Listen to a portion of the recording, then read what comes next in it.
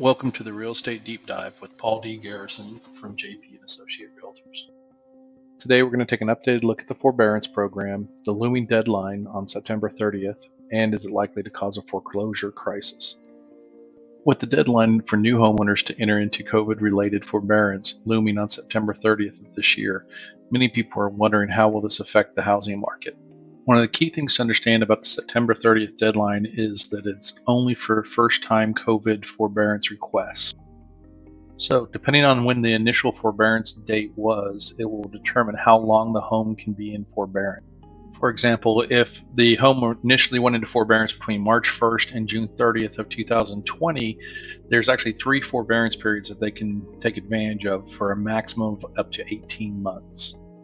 Whereas if it went in between July 1st of 2020 and September 30th of 2020, it's a maximum of 15 months.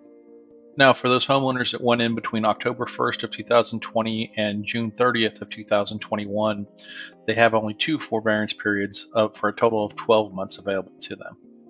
Now, the final group that would be initiating forbearance between July 1st of 2021 and September 30th of 2021 would only actually have 1 forbearance period of 6 months available to them. The significance of this is that first group that may have entered into the forbearance as early as March 1st, 2020 could be running out of time as soon as September 1st, 2021. So while that sounds scary, there are a few facts about forbearance that we need to understand.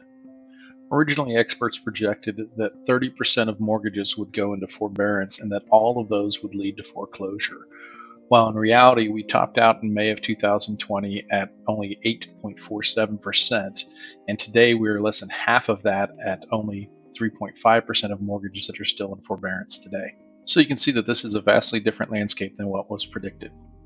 We are sitting today down in the green part of this chart at 1.86 million homes in forbearance. I know that still sounds like a large number, but if we put it into some context by looking over to the red part of the chart where we started with nearly 5 million homes in forbearance, we will see that that number has drastically declined over the past year and a half with far fewer homes in forbearance today. So to better understand where we are today and where we're headed, we need to take a look at what loans are doing when they exit the forbearance programs. As of July 11, 2021, 44.1% of loans were paid in full when they exited, and 38.7% had worked out some sort of repayment plan with their lenders. That does leave 17.2% that are still in trouble. This is the section we want to focus our attention on. These are the homeowners that may still have a challenge. The reality is that 15.7% of them have no loss mitigation plan in place. But the good news is a recent report from Black Knight said that at least 96% of homeowners in forbearance have at least 10% equity in their homes. This means they have an opportunity to sell their homes without having to go into foreclosure. With 10% equity in their homes, they can sell, cover closing costs, and maybe even put a little money in their pocket and keep their credit intact. The key thing is, even this smaller group with no plan in place is still likely to have options to avoid foreclosure. Experts are pointing to about 200 to 300,000 homes may potentially go into foreclosure. So while that sounds like a lot, and while we certainly don't want anyone to have to go through foreclosure, this quote from the Wall Street Journal helps put that into perspective. Between 2006 and 2014, about 9.3 million households went through foreclosure, gave up their home to a lender, or sold in a distressed sale. Again, we're looking at a vastly different situation than the last housing crisis. For this reason, I do not see us having a foreclosure crisis in the near future, and I'm not alone. Ivy Zelman, founder of Zelman & Associates, a huge industry leader, says the likelihood of us having a foreclosure crisis again is about 0%. And Lawrence Yun, the chief economist at National Association of Realtors, said, any foreclosure increases will likely be quickly absorbed by the market. It will not lead to any price declines. Why no price decline? That's because the inventory is so low today that the market should be able to easily absorb such a small number of homes with little to no impact to pricing.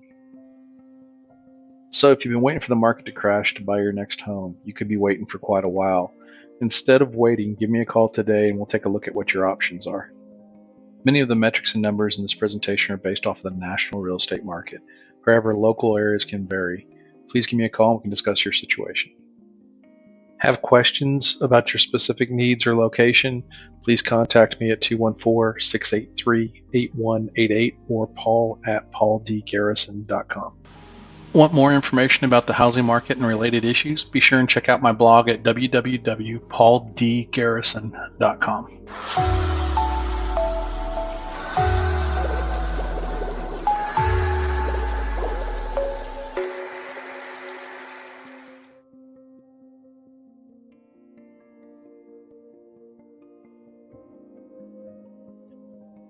Thank you for your time. Please take a moment to visit our website at www.pauldgarrison.com.